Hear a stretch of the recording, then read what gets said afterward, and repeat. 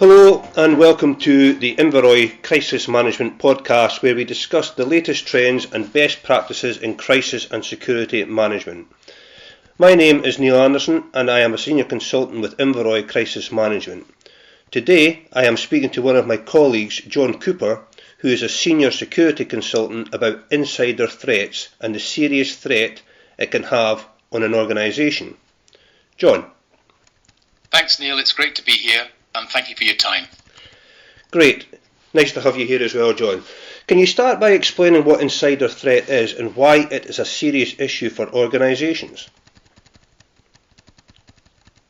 Yes, Neil, certainly without stating the obvious, an insider threat refers to the potential dangers posed to an organisation's security and the data integrity by individuals within the organisation. This will include employees, previous employees, any contractors coming to the buildings or their locuses, and business associates who have access to that sensitive information. Okay, thanks, John. So in terms of prevalence then, are insider threats a growing concern in today's digital age? Neil, absolutely. All of this data is taken from open source and is readily accessible, but according to recent reports, the insider threat is on the rise in a massive way. It's responsible and accounting for a significant proportion of security incidents and breaches. In fact, a recent study by a well-known international company found that 34% of their data breaches, this is going back to 2021, were caused by insiders. Furthermore, just to back up the data with some more statistics, recently released statistics state that organizations are still badly prepared for potential acts, whether these acts are malicious or by accident, from their employees when it comes to insider threat. And some of the recent research shows that, and again, I'll just bombard you with some figures here, Neil. There is a 32% increase a year of the risk events. 83% of the organizations surveyed have reported more than one breach. 60% of organizations who suffered a breach had to raise their prices. 28% of insider incidents took place outside of normal working hours, and 24% of incidents happen from a remote location. The last couple of bits of statistics are 60% of organizations do not have a plan to manage insider risk appropriately, and 62% of insider threats are financially motivated. So sorry for baboodly there with a lot of numbers there, Neil, but those are the facts that they speak for themselves. No, that's great, John, and thanks for that. Some of these statistics are quite stark, so hopefully some of the information on this podcast might help some organisations to go away and have a look at potential insider threats that may happen within their own businesses. So just moving on slightly then, John, can you shed some light on the motivations that drive individuals within an organisation to become an insider threat? Yes, Neil, the motivations vary. They often include, obviously, financial gain, revenge. We're seeing more ideological reasons and fall under the banners of international, collusive, third-party, malicious, and unintentional. I think unintentional is important because that could be two people in a bar just having a conversation and not realizing that they're being overheard. So it could be something as innocuous as that. But obviously, the biggest concern is where somebody wants to come in for financial gain, or it's a malicious insider threat. Okay, so these categories then of intentional, collusive, third-party, malicious and unintentional, that's maybe just some of the areas that some of the businesses and organisations can maybe just have a look at and maybe design, I suppose, some policies and procedures around about these categories that may help them as they move forward. So speaking of understanding, how can organisations better identify and mitigate the risk of insider threats? Yeah, so it's a very good question, Neil. And the crux of it is it's not one approach, it's a multifaceted approach. Organizations need to implement robust access controls. They need to conduct regular employee training on security awareness. They need to deploy advanced monitoring tools, which a lot of companies don't have access to. Additionally, the whole company needs to foster a culture of transparency and trust. That will go a long way in preventing insider threat. But this all has to come from the absolute top of the organization. Yeah, and that's fully understood. So in relation to that then, can you share an example or case study where an organisation successfully managed to prevent or respond to an insider threat? Yeah, in a recent case involving a large financial institution, they implemented user behaviour analysis to detect abnormal patterns. This allowed them to identify a disgruntled employee who was attempting unauthorized access on a high number of occasions. This prompt intervention by the company prevented a major potential data breach. Okay, great stuff, and it's great to hear about successful interventions. So, moving on slightly, how about the role of technology in combating insider threats? Are there any emerging technologies that organisations should consider? Yeah, absolutely, Neil. Again, everybody throws the artificial intelligence wording around, but technologies like some of the artificial intelligence that's available and machine learning play a critical role. They can analyze vast amounts of data to detect anomalies in user behavior, helping organizations stay one step ahead of a potential insider threat. So yes, AI certainly is something, and the right software can be a huge help to companies identifying these patterns. Okay, thanks for that. And I think it's fair to say as well that you don't need to look too far now to see everything being mentioned about artificial intelligence and the potential it has in the future. So it's definitely one to look out for as we move forward. So moving on again then, what challenges do organisations face when it comes to addressing insider threats, and how can they overcome them? Neil, I think one of the major challenges at the moment is it's a balancing act between security and privacy. Obviously, organisations need to monitor and protect all their sensitive data, and that's a legal requirement. But they have to make sure that they're not infringing on the employee's privacy. So it's finding the right balance, and that basically stems down to clear policies and communication and the use of private preserving technologies. Okay, and that's a crucial point as well, isn't it, in relation to, ensuring that security is maintained to the highest degree, but also not breaching people's privacy. So that's an important one for, again, organisations to look at and even consider in policies and specific policies in relation to that very subject. So in the event of an insider threat incident then, what steps should an organisation take to respond effectively? Well, this gets to the crux of it, Neil. Most importantly, there has to be a rapid response. That's absolutely key. That can only happen. Organizations should have an incident response plan in place. And without that, obviously, there's nowhere for them to start. But that incident response plan has to involve the key stakeholders like IT, the legal side of things, and HR. This plan should include measures for containment, investigation, and communication to minimize the impact on the organization. And ultimately, a lot of this will stem and come down to the reputation to that organization. So yeah, rapid response is probably the key, but you can only have that if you have an incident plan that you can respond to, and that all the stakeholders are aware of that plan and know how to respond. Okay, thanks. So in respect of that very point, let's just look into the role of collaboration within businesses and organisations and addressing an insider threat. So how can organisations foster collaboration between the different departments within their organisation, such as IT, human resources and security, which ultimately will create a unified front against potential threats? How would an organisation do that? Well, you've already mentioned, Neil, the collaboration is absolutely crucial.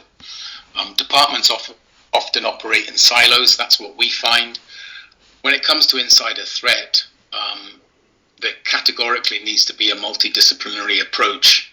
It's absolutely essential.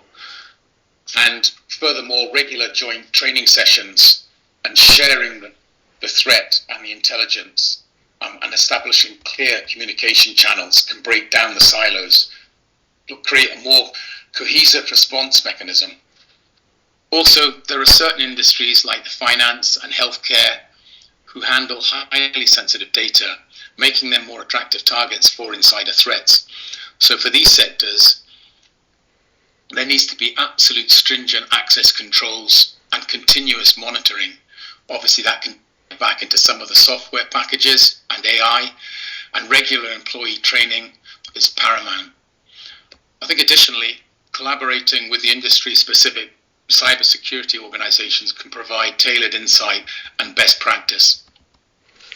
Okay, great stuff, and there's some good things in there as well. And earlier on, you mentioned the role of leadership in businesses and in an organisation, John. So how about the role of leadership in addressing insider threats? What responsibilities do executives and managers bear and need to take in preventing such incidents? Yeah, Neil, as previously stated, leadership plays an absolute pivotal role. Our experience in dealing with insider threat and the challenges, this has to come from the absolute top. So the entire executive leadership team, whether it's a CEO, managing director, they have to have buy-in. Executives need to set the tone for a security-conscious culture. At the moment we're talking about insider threat, but it could be something as simple as, ensuring that people have their lanyards and they have identification if that company have that sort of system. It's all regular training is very, very important, but the buy-in from the top is without a doubt the most important thing, and they need to ensure that there are clear policies and that these policies are communicated to all the organisation, and it doesn't just affect their staff, it also has to affect the contractors and people that are coming in on a daily or weekly basis that perhaps aren't employees with that company. That will foster a positive culture of security, and that's absolutely crucial. Yeah, thanks, John. And it really is a crucial element, isn't it, that the security culture is led from the top, and that's from CEO level right down to basically the grassroots, within the organisation. So yeah, as you mentioned there, it's a really, really crucial factor within fostering positive cultures of security within organisations. So looking ahead again, how do you see the landscape of insider threats evolving in the coming years? Neil, as technology advances, and it's obviously advancing at a great rate, so do the methods of insider threat. We can expect to see more sophisticated attacks. That's what we're seeing from the cyber side of the business, making it imperative for organisations to stay ahead through continuous improvement of security measures and staying informed about the emerging threats. One of the things that companies can do is they can test their systems. Everyone talks about cyber, but you need to test and implement the testing in a company to make sure that their cyber policies and they can actually identify an insider threat quickly and then react to it as quickly. Okay, so earlier on in the podcast, John, you mentioned the human side. So let's just take a minute to look a bit closer at the human element. How can organisations strike that right balance between trust and security? And you mentioned this earlier on, because it seems challenging to monitor employees without creating a culture of suspicion. What's your thoughts on that? Because that is a really important part of being an employee within an organisation. building trust is absolutely crucial, and it's pivotal to all of this.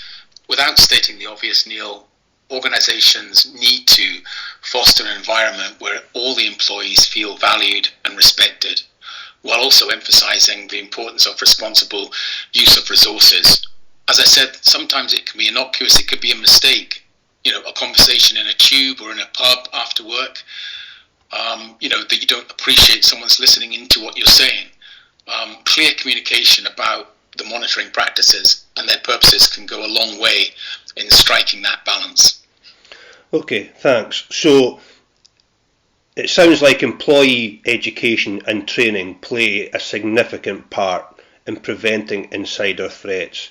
So can you touch on a little bit about the importance of education, I suppose both within the workplace and in someone's personal life, because they do cross over, at times. So what's your thoughts around about the education, John? Yeah, education, again, is absolutely paramount, and it goes back, many of the insider threats that we've come across are actually unintentional or from unintentional actions. Some of the most significant ones in the last 12 months have actually been mistakes. Now, ultimately, you don't want any form of insider threat. You certainly don't want mistakes. But so regular training and recognizing any of the sort of attempts to from the phishing or attempts to understanding the importance of secure passwords, being aware of social engineering tactics, can empower employees to become that first line of defense. But as I said, training is very, very important, so that will stop any of the accidental breaches.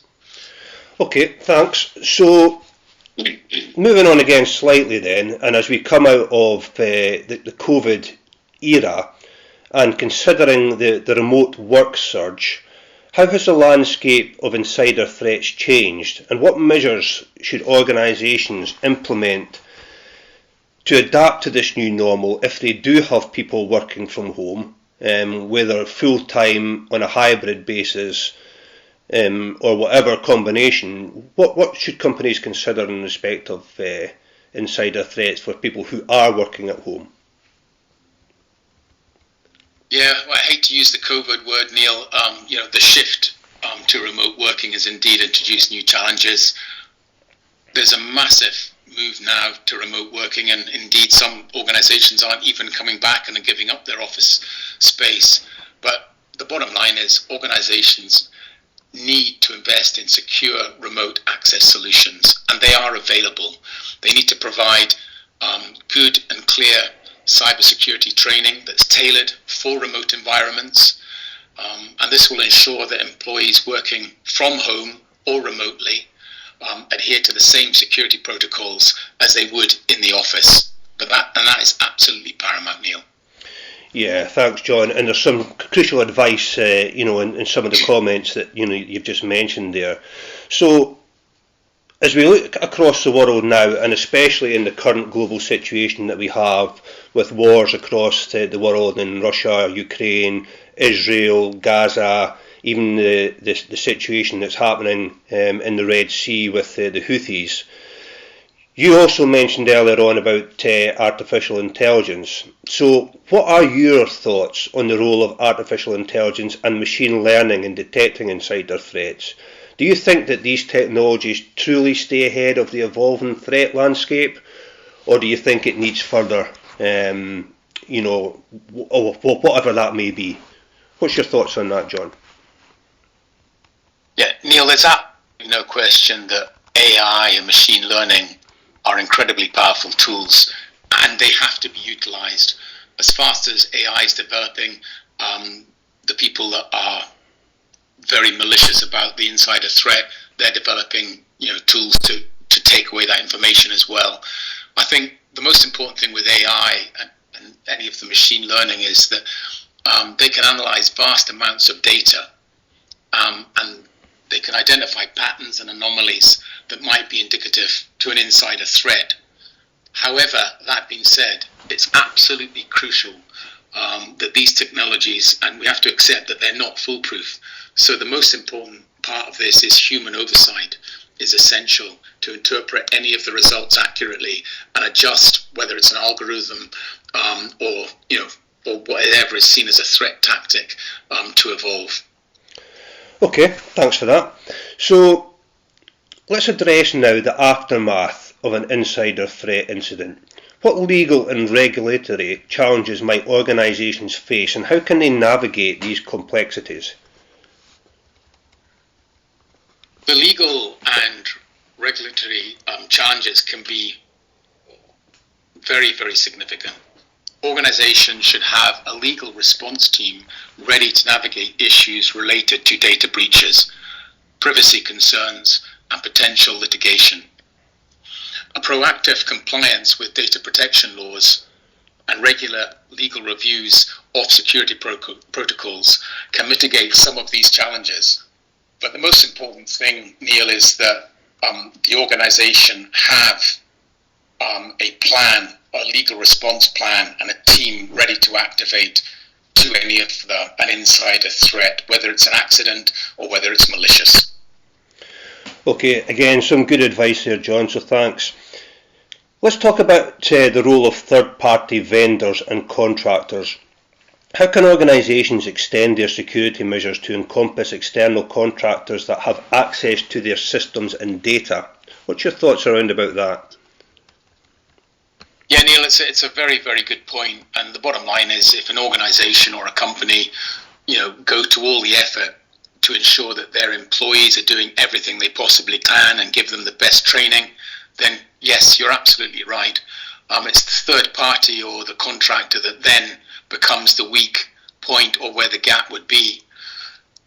Our suggestion would be to all organisations, they need to conduct thorough security assessments before, any onboarding of external contractors. They need to ensure that those contractors adhere to the same security standards that the company's employees are. And there needs to be clear contractual agreements that are outlining their security responsibilities. Most importantly, there's regular audits of the third-party practices or contractors that should be conducted, and that will identify and rectify any potential vulnerabilities. Okay, so considering the increasing sophistication of insider threats, how can organisations foster a culture of continuous improvement in their security strategies? Well, it's an ongoing process. Regularly accessing your security posture, conducting penetration testing to identify vulnerabilities, and stay informed about the latest threat intelligence. You need to encourage a mindset of continuous learning and improvement within your security teams to adapt to the ever-changing threat landscape. Okay, thanks, John. So, as we come to the end of the podcast and we start to wrap up this session, what emerging trends or technologies do you foresee shaping the future of insider threat prevention? One of the most noticeable trends is the integration of behavioural analytics with threat intelligence. By combining data on typical use behaviour with real-time threat information, organisations can enhance their ability to detect and respond to an insider threat effectively, Neil. Okay, that's great, John. Thanks for that. And thanks for sharing your expertise on insider threats with us today. There's certainly a lot in the area of security and insider threats for organisations to consider, and some of the things that you've mentioned today are quite significant and quite critical to an organisation's resilience. So thanks for your thoughts, and thanks for sharing it with myself and everyone who is listening to the podcast today. And thank you to everyone for joining us in this session. Goodbye.